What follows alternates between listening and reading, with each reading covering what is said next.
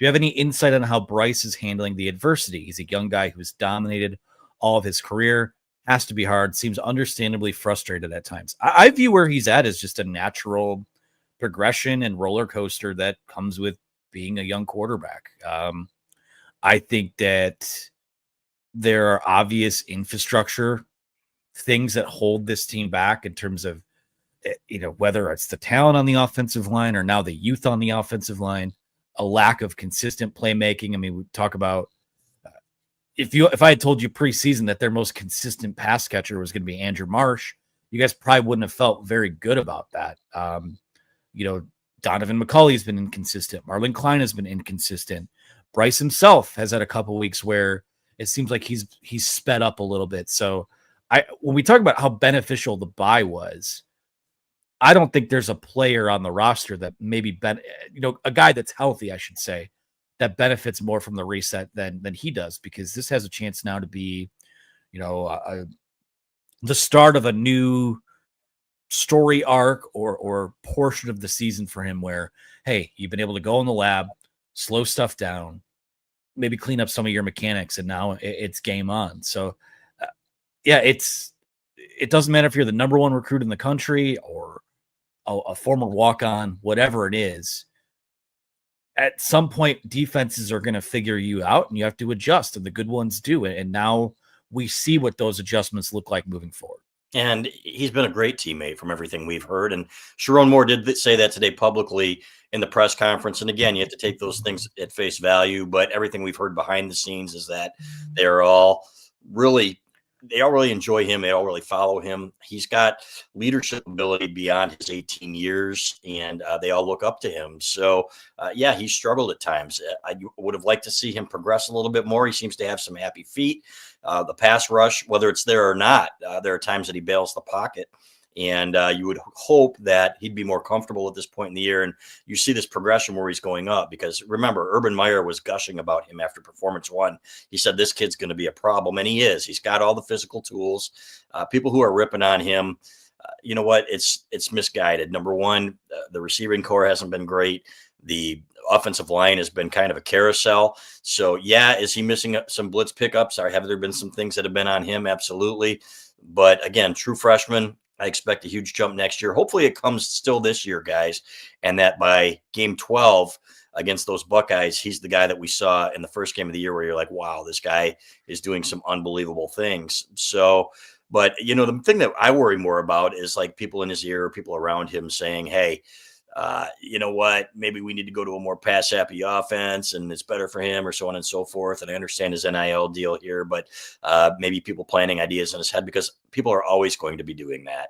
So, but as far as he's concerned, he seems to be fine in his element and really enjoying himself.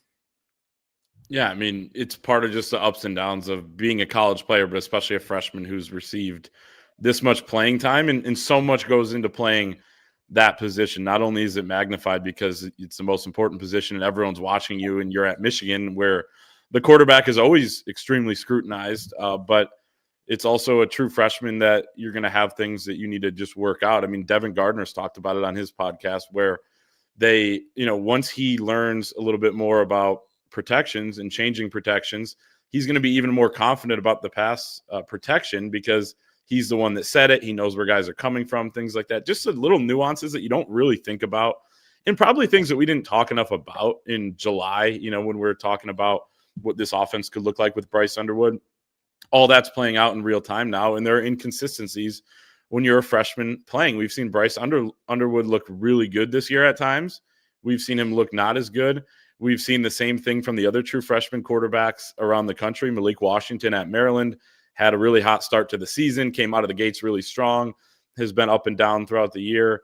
And then just looking at Saturday, right? BYU loses to Texas Tech 29-7. Their freshman quarterback, Bear Bachmeier, averages 4.9 yards per attempt, 1 touchdown, 1 pick, got sacked once, 11 carries, 12 rushing yards.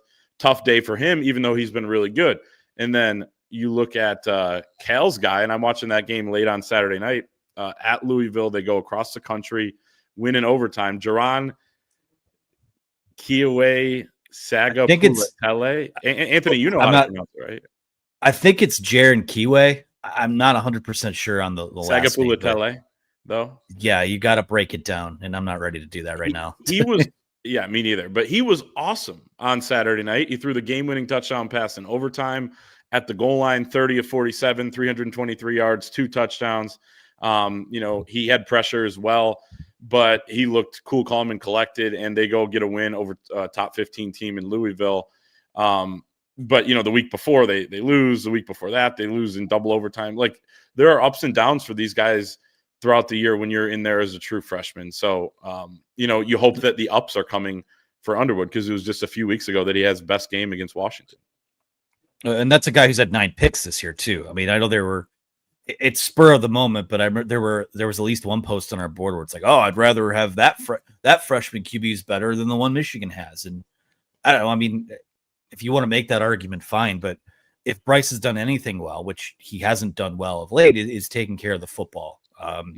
So the fact that you have mostly avoided a complete bottom falling out, again, I knock on wood here, self-destruction from your starting quarterback on the field, I think that it's a feather in his cap as well. So obviously a lot of work to do in his development. And, I know we talk about all the time where maybe next year and 27 are the years to watch.